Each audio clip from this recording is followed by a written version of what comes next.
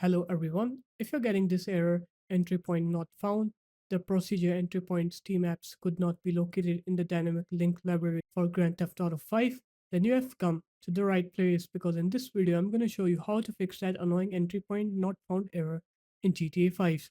So the first thing you're going to do is you're going to open up your start menu. You're going to write here Windows Defender.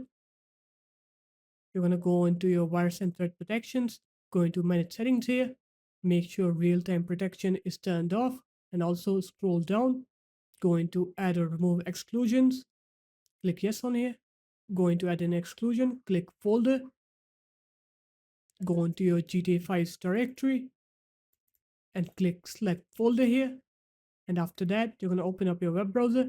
You're going to go onto this link. I'm going to put this link into the description of the video. You're going to download this file. Just download it. I already have it downloaded. So I'm going to open it up now. And then you're going to go into this folder. You're going to extract all of these files into your games directory. So click extract on here.